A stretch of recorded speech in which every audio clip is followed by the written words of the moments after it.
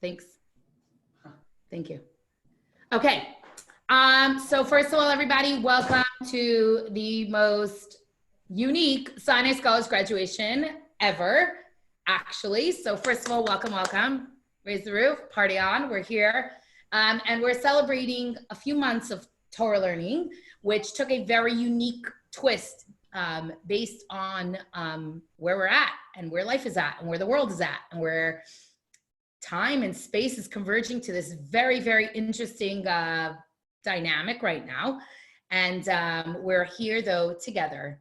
And I got one video submission so far. And one of the things that struck me about that video submission for Sinai Scholars was the comment and the statement that aside from the subjects covered, the people that we got to meet and the ideas that we got to share together from a very unique adult perspective is very special. Now, I will say that this is a very unique dynamic. And if you would have asked me, would this be ideal? I probably would not say yes. Nonetheless, it's certainly amazing to be continuing to learn Torah together, even in this unique circumstance. So first of all, I want to wish all of you a mazel tov. This is the beginning, hopefully for many of you, of a beautiful Torah learning journey.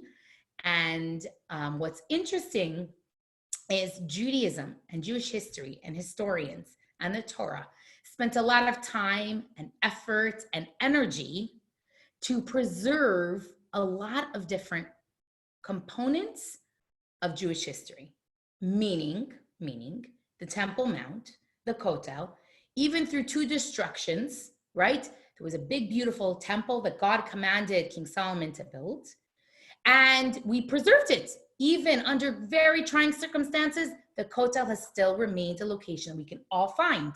We know where it is. We know when it was built. We know when it was complete. It's a location. It's a landmark. It's also documented historically, the date, the time, the location, the coordinates, everything, okay? Another example, the manna. God gave us in the desert, while we traveled, man. The Jews were commanded to preserve a jar of man. Now you could say, what? We know a lot of throughout Jewish history, times, dates, locations, a lot of historical things. You even know in the story of Hanukkah, which city they had to travel to get the oil. And today, if you go to the city of Tokea, you will find groves with olive trees. So Judaism spent so much time preserving so many names, dates, times, and locations, material items, and yet something is fascinating. Judaism never created a landmark of where, or documented or preserved, where it all began. Where did it all begin?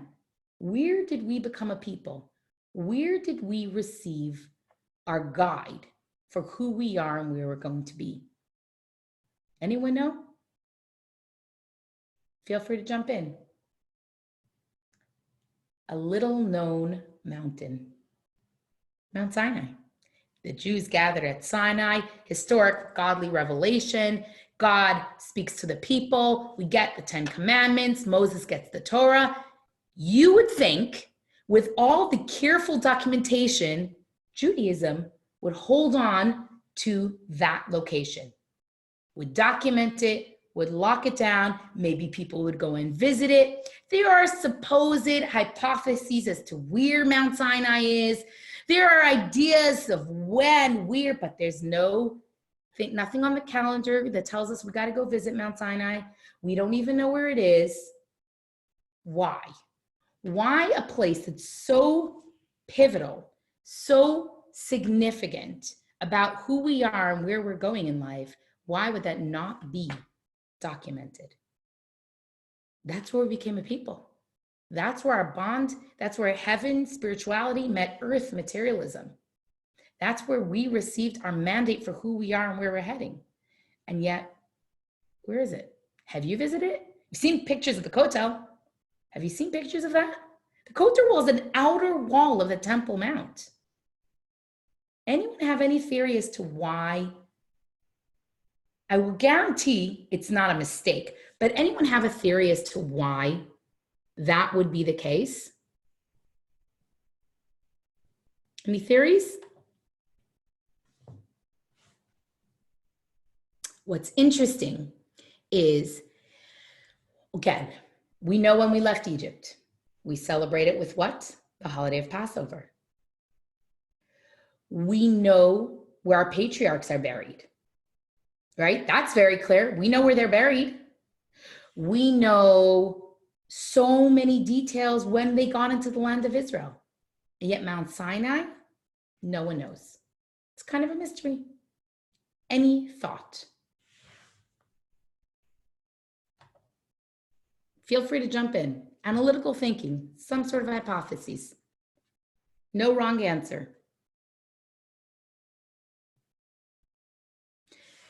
So Jewish mystics explain something very, very significant. Judaism never wanted, God never wanted the receiving of the Torah to be locked down to a specific location. Yes, we have a holiday that commemorates receiving it. That's coming up in a few weeks, the holiday of Shavuot. From Passover to Shavuot, we're actually counting every day, getting ready to receive the Torah. But Judaism never wanted receiving of that Torah to be locked to a specific location, because what would be the psychological association of locking Torah down or receiving of the Torah to one location? What kind of association could a person make? I've seen many different types of Jews who may not usually pray, but they go to the Kotel and that's where they associate prayer. Judaism was not meant to be locked down to a specific location. Torah is meant to be part of every single day of our life. Jewish law is not called theory, philosophy. Jewish law is called halacha. What is halacha? Anyone know what the Hebrew root word of halacha is? Holech. Lalech. What does that mean? A walk. To walk. Okay. A journey, a walk. So the Torah that we received, how we live it is with halacha. Halacha tells us how to eat kosher. The Torah says don't eat this or only eat animals that are slaughtered. Boiled down to halacha day to day of how we live as a Jew means a journey. We're going. That means wherever we are, our Judaism goes with us.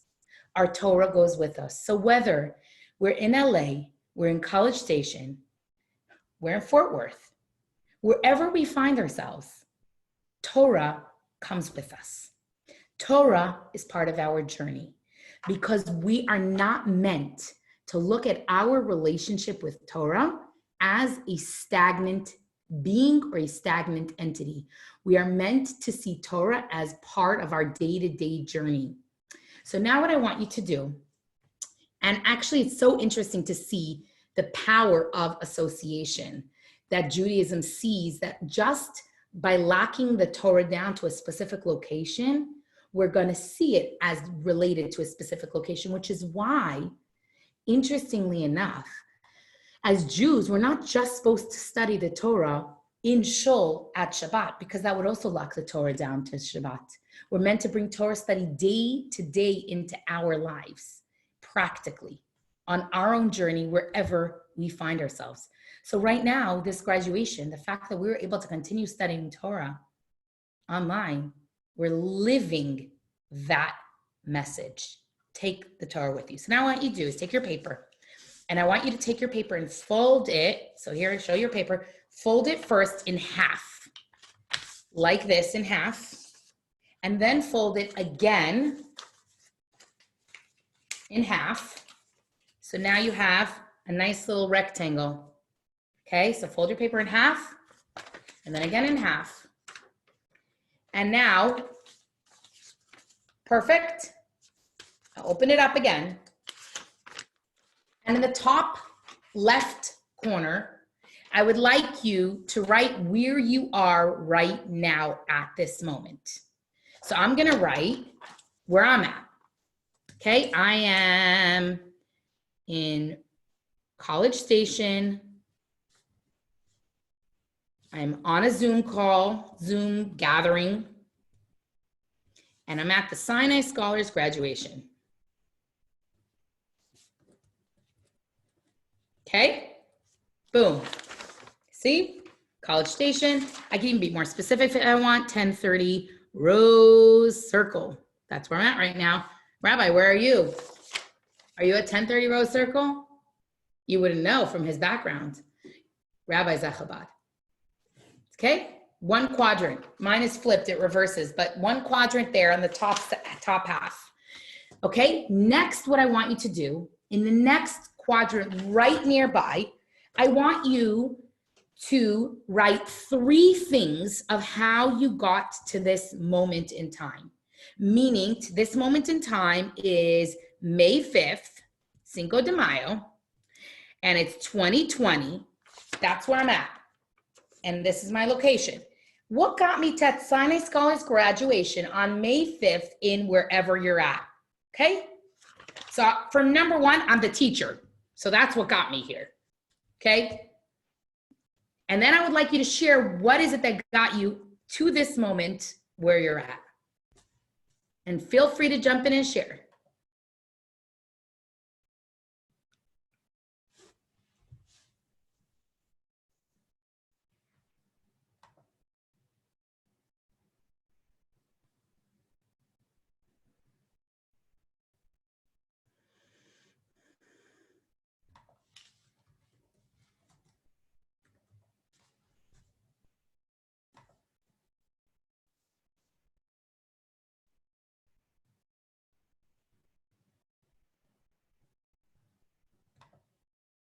Okay, and when you're done, just put down your pen. You guys are very quiet tonight. Carl, they're not usually this quiet, guarantee. We're all coming from naps. Like, just believe me. We just I believe you. a very long walk. I haven't eaten today, so.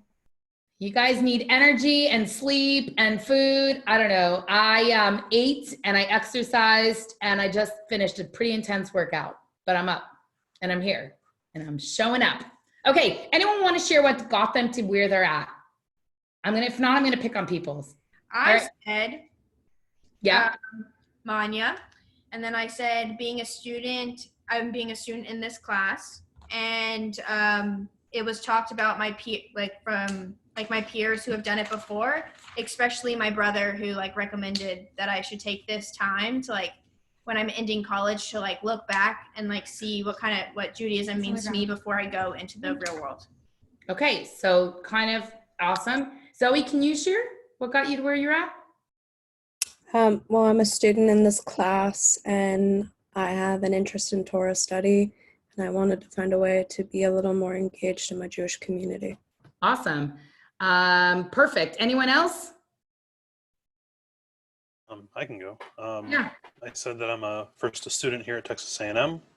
I'm curious about my faith and religions in general. And then also many opportunities that have been presented to me, which I either took or turned down, which resulted in me being at Texas A&M for as long as I have been. I normally would have graduated a year and a half ago, and I'm still here to be here. So everything's meant to be. Somehow we end up where we're meant to be. Okay, awesome. Perfect. Next, bottom left, what I want to, okay, so we're gonna now take your paper, put it aside. So as Jews, is it good enough to stop it here? This is where I'm at and this is how I got here. What do you think? Yes, no, maybe so? No, Yeah. What do you think? Yeah, yeah. For some Okay, people, go ahead, Elle. for some people, it might just be enough to understand where I am and what got me here. And some people just go with the flow and don't really look into the future and kind of just take one step at a time. And I mean, honestly, that's how I kind of live my life, is I just live day by day and go with Okay. the flow and stuff like that. So Yeah, they don't. So it's just maybe looking deeper further into it for them. I mean, obviously I would like to on this subject, I would like to look deeper and further. So my Jewish identity is important to me, but Awesome. Sarah, go ahead. What are you going to say? See, typically I fill out like all 4 squares, but I feel like for me, I want to like just start living more in the moment, so I could just stop there Okay. too. Like, All right. I feel like it's just like different perspectives. Like, you know, Judaism wants you to do both, I think. So Okay. it wouldn't be bad to like stop at 2 squares, but So Rabbi has 2 very short videos that he's going to show us right now that I think will give us interesting perspective. Rabbi, on your marker, ready, get set, the first one. Do you hear me? Please confirm. Rabbi Yossi, Yes, which one's the first one? the first one in the list. Oh, on the list. And yeah, also I sent you a private text, okay? Yeah, but it didn't say which one was the first one. Okay, so. Okay. Here we go.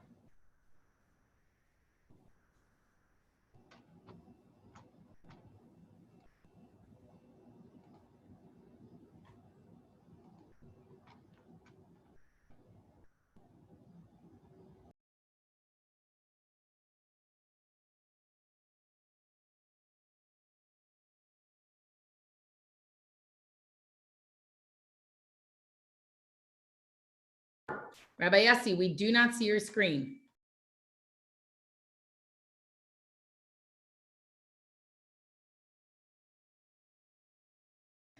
Rabbi Yossi, coming in twice. We do not see your, there we go. Perfect.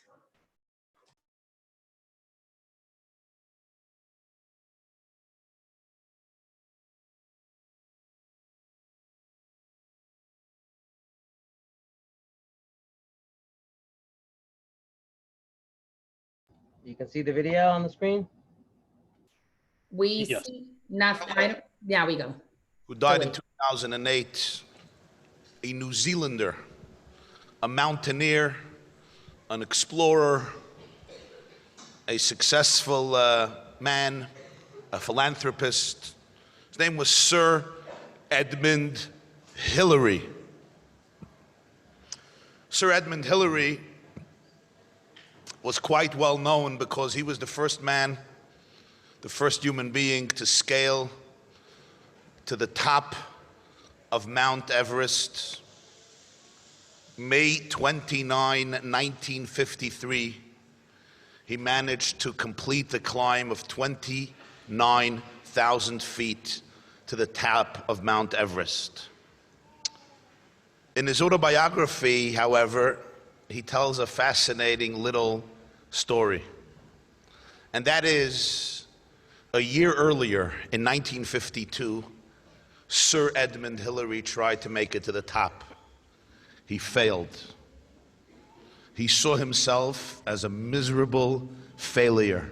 Years of preparations, work, resources, working out, perfecting his skill, perfecting his physique, his body, his prowess, his power, in 52 ended in failure. He did not reach the top.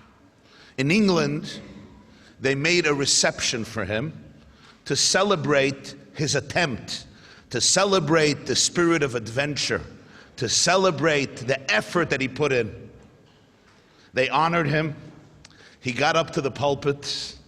People gave him a standing ovation for trying to scale the top of Mount Everest, but inside, he felt like an idiot, like a failure. In back of the platform, the back of the stage, there was a huge portrait of Mount Everest. In middle of his remarks, he turns around to the portrait and he starts speaking to the mountain. And he says, "Mount Everest, you beat me the first time around. But next time around, I'll beat you. You know why? You're a tall guy.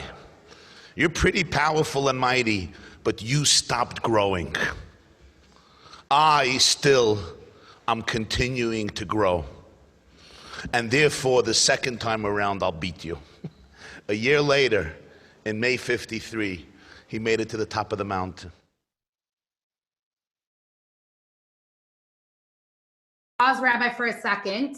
Show us the second video, if you don't mind, the second video, and then we'll discuss it. Everybody, I want to hear your thoughts on it. So go ahead, Rabbi. Hi, this is Bonnie Wunsch, Executive Director of Alpha Epsilon Phi. I want to say howdy Rabbi, wrong video. That was a different. I was so confused. I was like, That's also the wrong video. Rabbi, you're giving it all away. All the surprises for tomorrow's graduation, you're giving away. There was Okay. one group of students, just like you, in the 1950s, a couple of years ago. I wasn't born. I assume many of you also were not born. I don't know if there's anybody in the room who was born. You look like a pretty young crowd. So this is a couple of decades ago in the 1950s. A large group of Jewish students from campuses and universities came to visit Rabbi Menachem Mendel Schneers and the Lubavitcher Rebbe, right here 1 block away on Eastern Parkway in this beautiful, lovely neighborhood of Brooklyn. They went into his room and they engaged in a very meaningful conversation about life, about humanity, about Judaism, about Jewish identity, questions, dilemmas, struggles, conversations, dialogue, etc. At the end of the conversation, one student, you could call him maybe somebody with a little chutzpah or a little audaciousness, turns to the Lubavitcher Rebbe and says, Rabbi, give me an honest answer. Do you look at us as good Jews or bad Jews? He was a secular Jew, completely not observant, completely not connected to Jewish life, besides being Jewish and coming for a visit. So he says, Rabbi, tell me the truth. Do you look at me as a good Jew or as a bad Jew? He wanted to really perhaps catch the Rebbe. What is the Rebbe going to say? A bad Jew? Won't work. A good Jew? Really? Don't you want me to get involved in Jewish life? The Rebbe was a wise man. He looked at the student and he smiled. And he said, I'll give you a very honest answer. The only answer is an honest answer. The way I see Jewish life is a ladder. You remember Jacob's dream in Genesis? He sees a ladder etched on the ground, and its peak reaches heaven. I see Judaism as a ladder which we climb upward. The ladder of Judaism consists of 613 steps. Every single Jew is somewhere on that ladder. Now I ask you a question. You look at the ladder, you look at 2 Jews. One Jew is standing on step 612, pretty up there. Another Jew is standing on step 2, way down there. Who's greater? Who's better? Who's superior? Who's a better Jew? Who's a more involved Jew? Who's a more committed Jew? Who? Which one? This was the Rebbe's trap. The student says, well, obviously, the guy on 612 is much better than the guy on 2. How do you compare? He's all the way on top, he's all the way on the bottom. Now, one guy's on top of Mount Everest. He's 2 yards away from the peak, and one is all the way on the bottom, still schlepping around, trying to breathe, checking his text messages. You can't compare the 2. The Rebbe said, wait, you're not thinking. I want to add one more detail. The human being who's on step 612, yesterday, he was on step 613. In other words, he's on his way down. The person who's on step 2, yesterday she or he was on step 1. In other words, they are on their way up. So now tell me, who's good, who's bad, who's better, who's worse, who's superior, who's inferior? The student was silent. The Rebbe looked at him with his eyes and he said these words. It doesn't matter so much where you are on the ladder. What matters most is which direction you're heading in. Okay, so practically, there was 2 different videos with 2 different very powerful messages. Lesson number 1 from the first one, Sir Edmund Hillary, Anyone can tell us what's that practical takeaway in your own journey?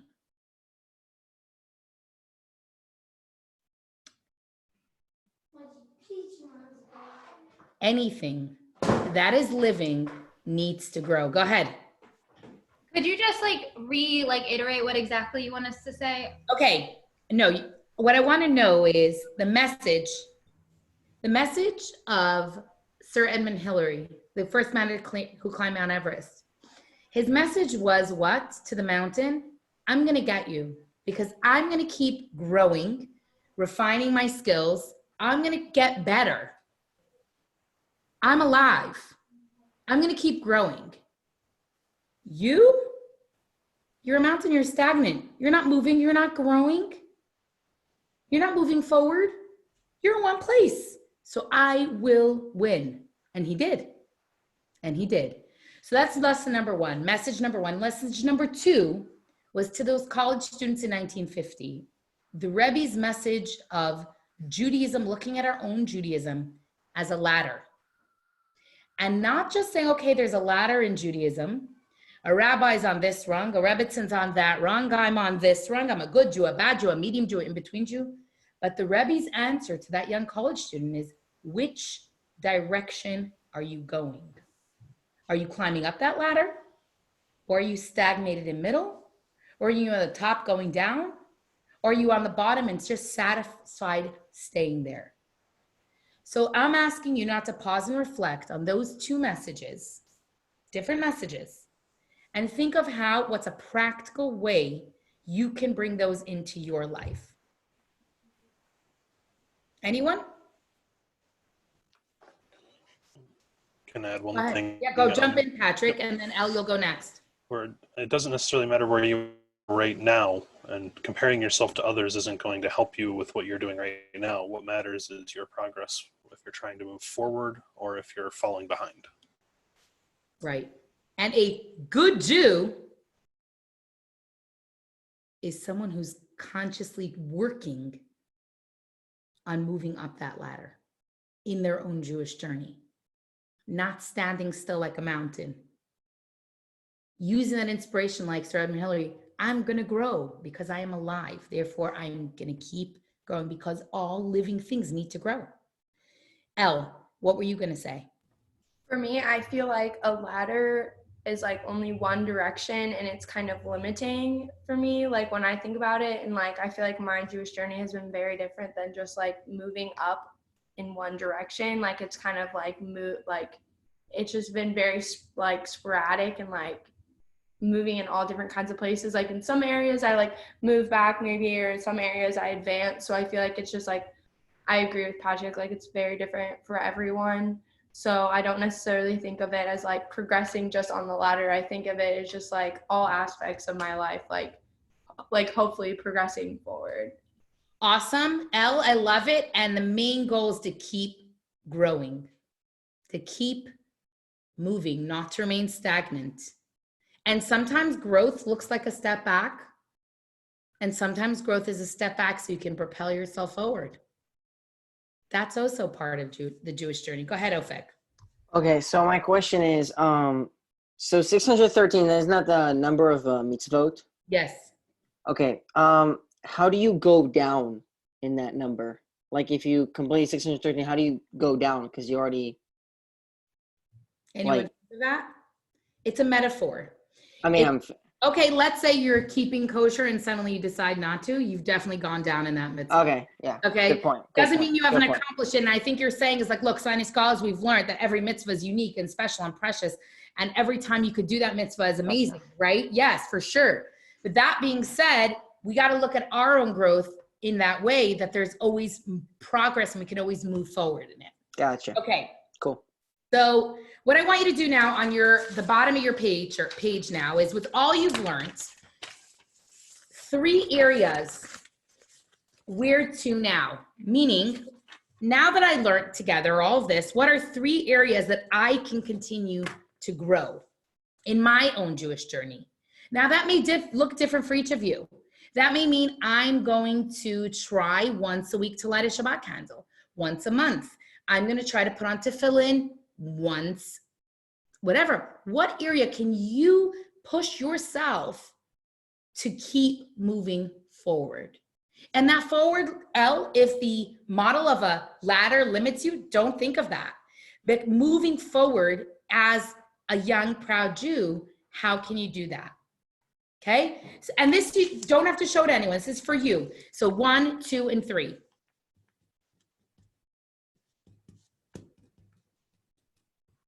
Okay, we'll give you a minute or two to do that.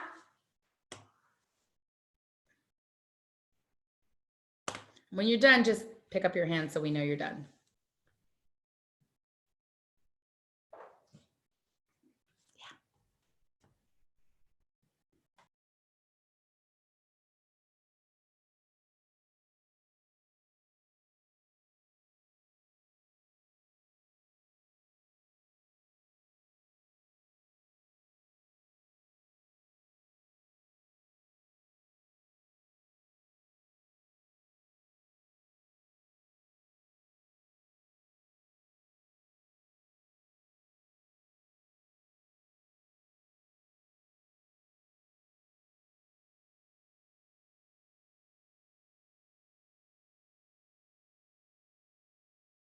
Okay, once you're finished that, this is yours. This is for no one else. This is just for you. Once you finish that, I want to share with you, I want to hear your reflections for now on what you've gained or learned from Sinai Scholars, your Sinai Scholars experience. Now, if you're going to send it in a video, no problem. But if not, share it here, please. So go ahead. We're going to start with who wants to go first? Can we send the video like tomorrow if we haven't had a chance to record it yet? Yeah. Okay. By tomorrow by noon. Go ahead, Elle. Foil and parchment. In the drawer.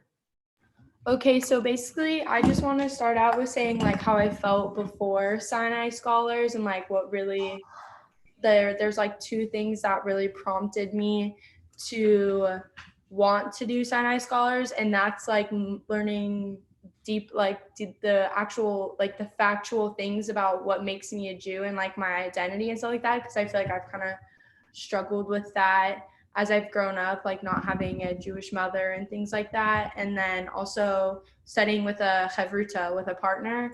And so for me, like I've always learned better studying with other people. And I think like this has been a really great group of people. I've been familiar with some of them, and some people I've completely just met for the first time. And so it was really nice at the beginning when we were actually in class, sitting next to different people each time, or actually making the effort to kind of pick each other's brains and stuff. I've definitely learned, even through like being with my roommates, kind of like their thought process and like other people's thought process. And sometimes I've felt like my thought process, especially when I thought like life was a simulation, was extremely out there. But once I've kind of like learned that there are like other people that think and feel the same way, or there's kind of like studies behind that, like it really like signified that there are like I'm not crazy, or like I'm not like out, like I don't know how to explain it, but it really just like made me feel like more welcome,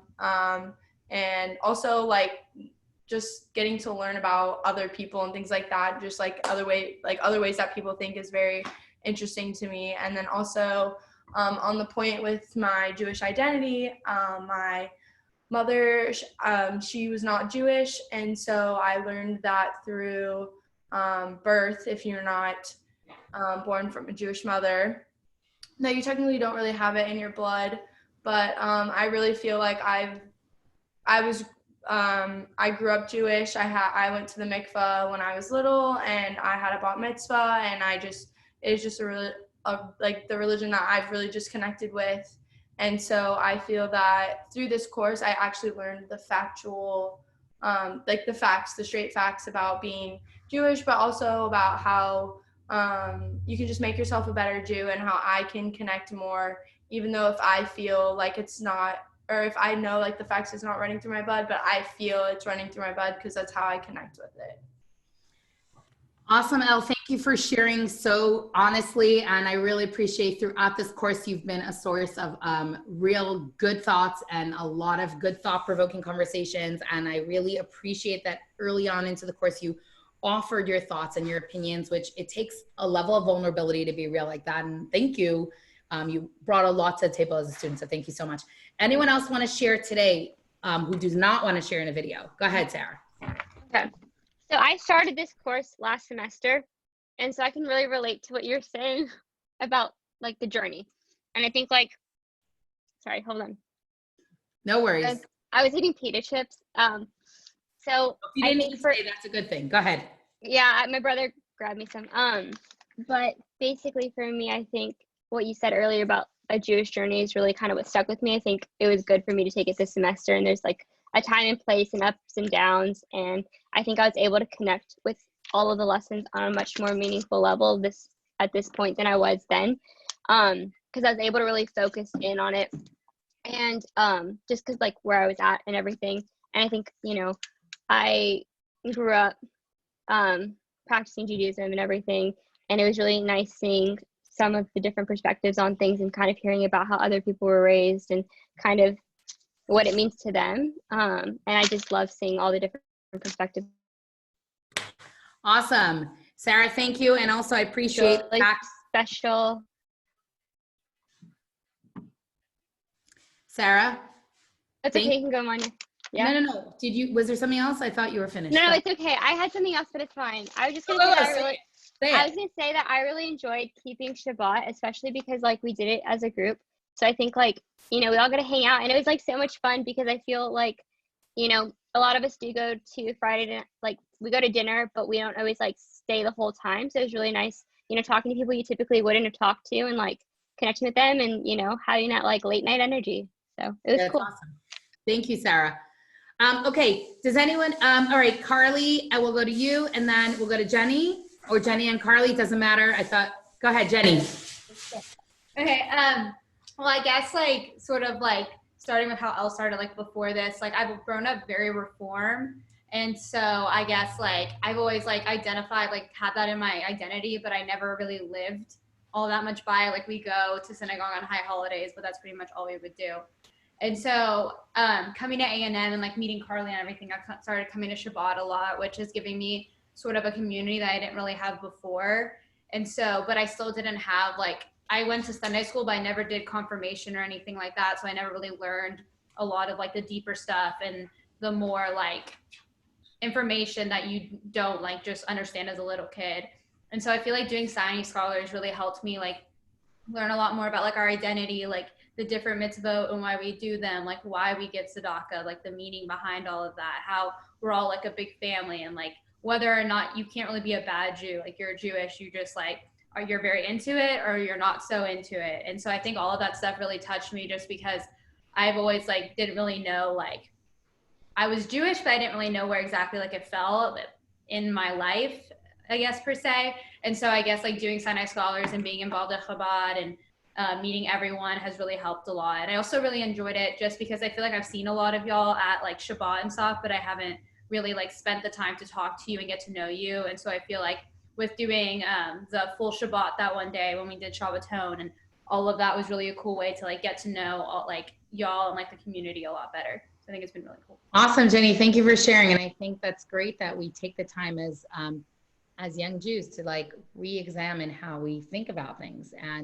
And you're right that Shabbat, like you said and Sarah said, that Shabbat's about connection. That that's what's about, connecting with yourself as a Jew. So Carly, do you want to speak again? Thank you, Jenny. And it was really great having you as a part of the class. I definitely told you your perspective on, and I have to say, I appreciate when people put themselves and their minds and their opinions and their thoughts. And it's not always about agreeing. It's about hearing and thinking and looking at things differently. Go ahead. Carly, do you want to speak now or do you want to send a video? I can speak now or send a video, whatever. Whatever you would like. What would like? I can talk now. Okay. You know me, I can talk. Okay. I may ask you to send a video also then.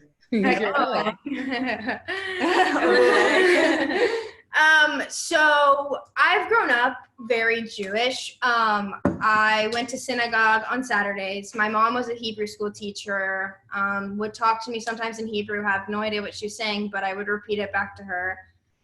And I just always did Shabbat and all that stuff. But when I came to college, I did kind of lose that identity of myself. And I would try to go to Shabbat. Then I got really involved with a lot of organizations and I lost it. And going home during like summer and stuff, I didn't realize what I was missing throughout the semester. So it came to senior year and I really knew that like I needed to identify myself and really evaluate what going into the real world, what kind of Jewish woman I wanted to be and what I could do to like bring into my life. So this semester when I was doing Sinai Scholars, I started really thinking about when we were talking and stuff, I wasn't thinking about like what I used to be and what I've learned. I've kind of been taking things like how I'm going to take this information and knowledge other people, or I'm knowledging myself. So when I go in the real world, like I understand who I am. And that's kind of what I've started learning more, is understanding more of like my identity as like a personal self. And then my other comment is like I've started doing a lot of more mitzvot. So every day I do put a coin in the tzedakah box, and my mom and I are having more intellectual conversations about what it's like to be a Jewish woman. I usually call her after Sinai Scholars and I tell her what we learned that week, and we have like an intellectual conversation about that and what she believes and what I learned, and like how does she take stuff to the real world, because that's my next step in life. So I've also decided that, I know I'm getting all choked up. I don't know why. Hear it. Yeah. I've decided that. She's a crier. Oh my God. She's a crier. I don't want to graduate. Hold on. Here. You don't. Carly, It's okay. It's good to graduate. It's good. Believe me. Safe space. We need it. This is safe space, so it's good. Second time crying in class. Haha. Okay. So yeah, and I'm being recorded. It's good. And so I've started lighting candles every Friday night, and so I'm just gonna continue that and keep growing. Yeah, that's it. Bye. Thank you. Harley, we love you, and it's been obviously a pleasure getting to know you. And I think that there is only one correction I'd make to what you said, is you said about going into the real world, but I want to show from what you were saying of how you're doing mitzvot daily, or doing little things daily, you're actually in the real world now. We don't get into the real world like this notion of like now life starts. In Judaism, every day we're alive.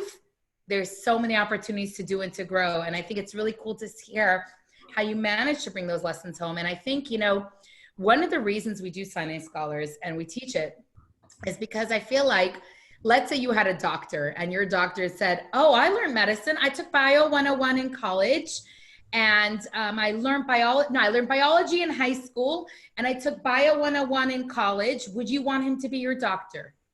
No. You would want him to continue learning as an adult and continue practicing. And that's why doctors and lawyers, they have to keep learning every year, continuing education. As Jews, the same is true for us.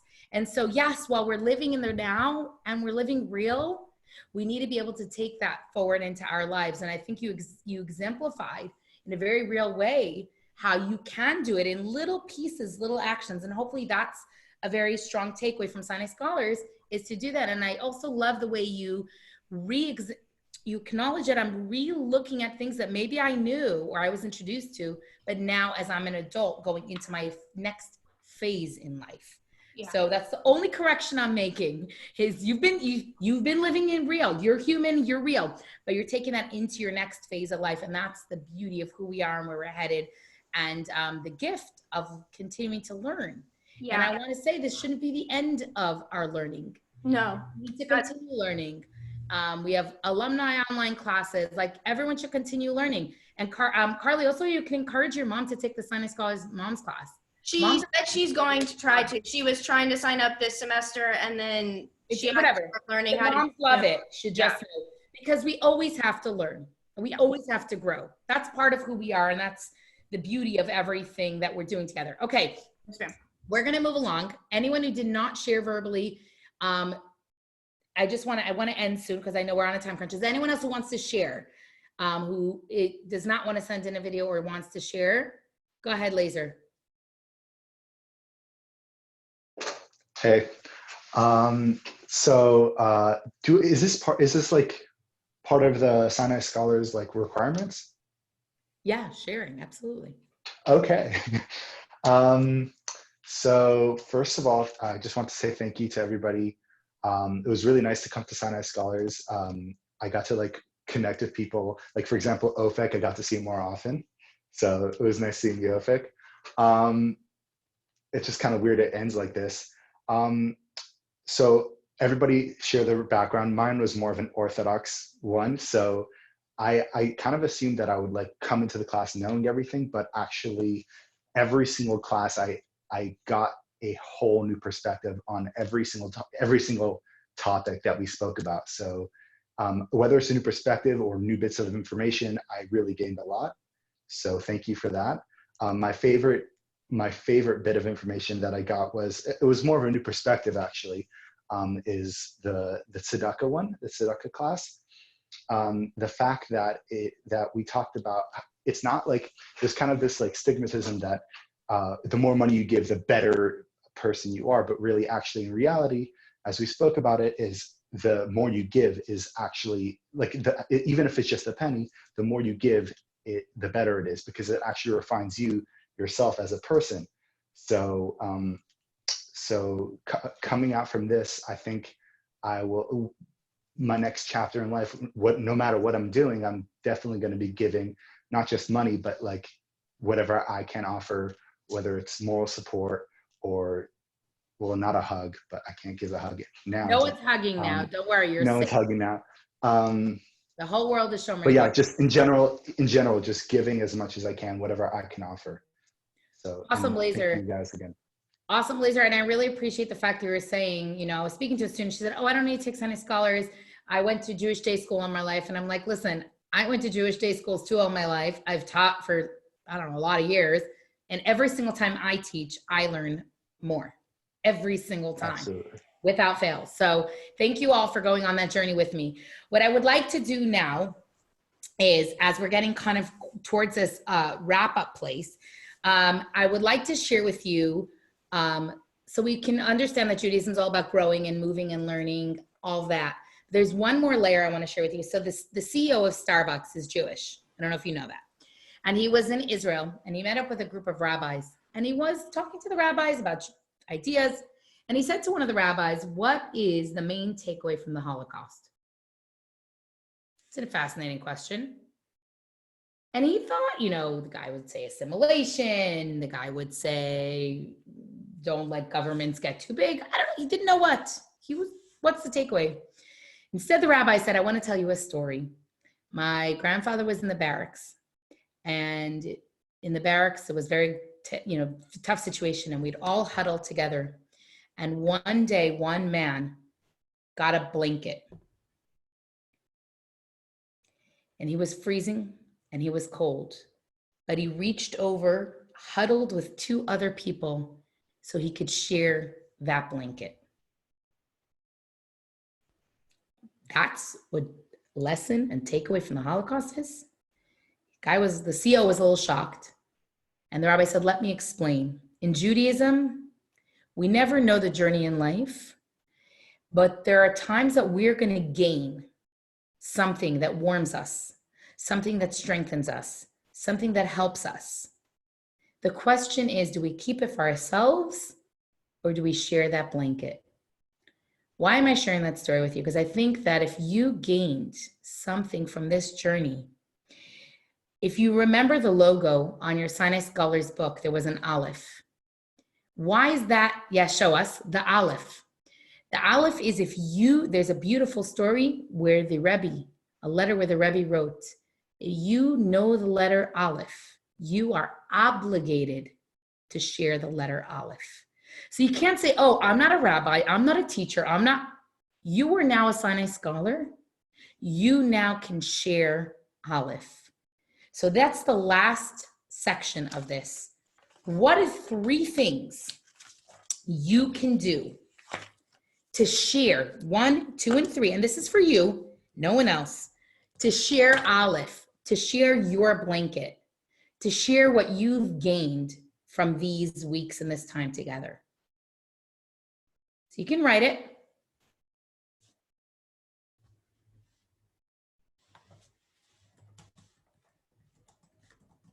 Just 3 things that we share, right? 3 things that you can, from this experience, share forward with someone else. With others. Mm-hmm. And maybe it means that you're going to text someone who you know is hesitant about taking Sinai Scholars, and you're going to say, just do it. You'll gain from it. Just do it. They're not trying to change you or turn you into anything. They're trying to give you an experience where you can learn and think for yourself. Share.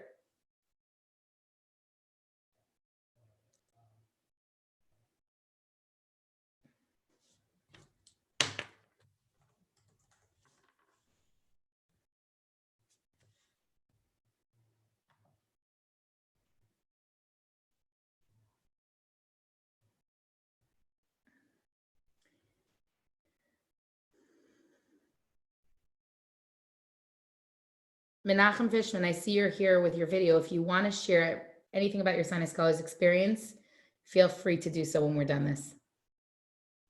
I know you said you won't be able to make it to tomorrow. I could do both. I could say what from my experience and do the 3 things from Olive. Perfect. Go for it. Thank you. I wrote it down because I was in class at the same time. Whatever. Okay. One of them is that I learned from Sinai Scholars, just an added inspiration that no matter where you are in life, and you could feel that you are this type of person and you're happy where you are right now, but that's actually not true. And you could always grow more, you could always learn more, and you could always better yourself as a person. And you keep growing. So there's no way to just pause. You should just, I guess, keep learning and strengthen yourself as a person. The 3 things that I came out of that I could tell other people, one of them is to basically never settle, is that you could keep learning and you could keep growing as self as a person. The other one is you should know who you are and you should have a strong identity and don't be shy to express that. And the third one is you should give what you can, or give tzedakah, because and you should view it as if you're in that person's situation, and if you needed something, and how would you want it, or would you want somebody to give it to you? So just view it from the opposite way, and then treat people that same way too. Awesome. Menachem, thank you so much for sharing. I really appreciate it. Now we're going to wrap up. Rabbi is going to show you should be getting either in the mail or delivered to your door. I know Menachem and Zoe, Beth is going to drop it off at your door. And I know that Sarah got it yesterday, so Sarah knows what it is already.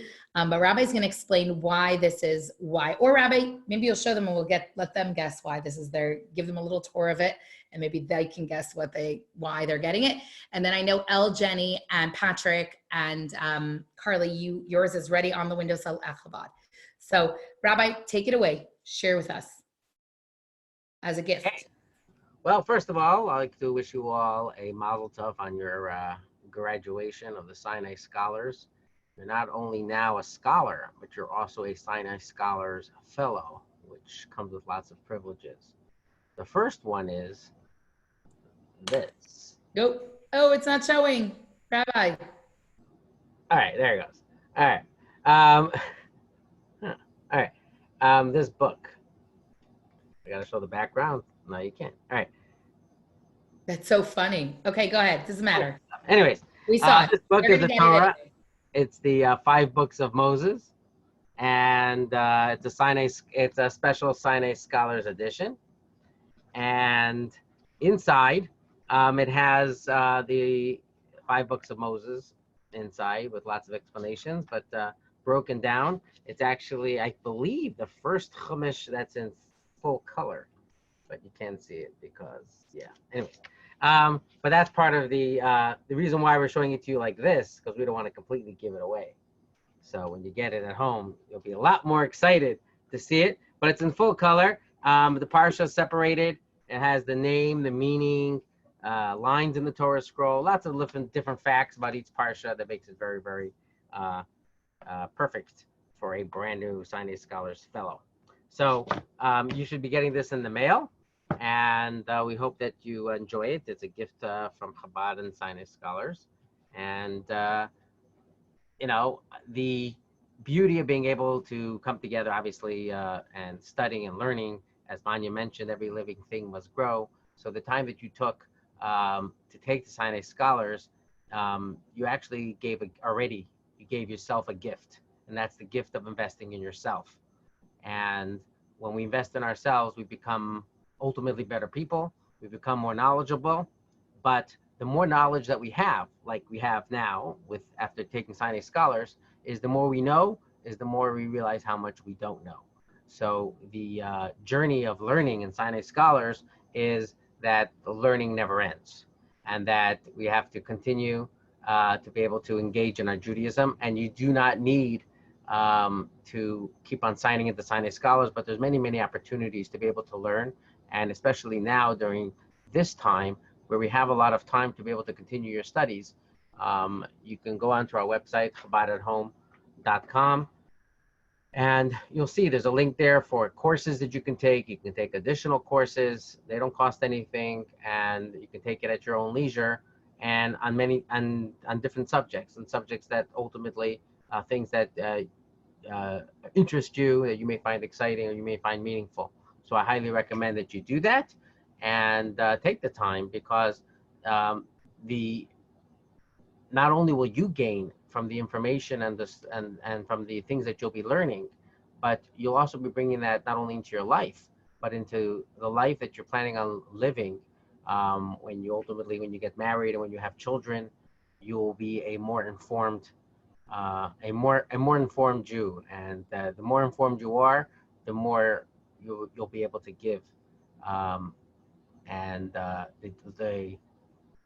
the idea of the Aleph, of learn Aleph and share Aleph, the more you learn, the more you'll have what to share.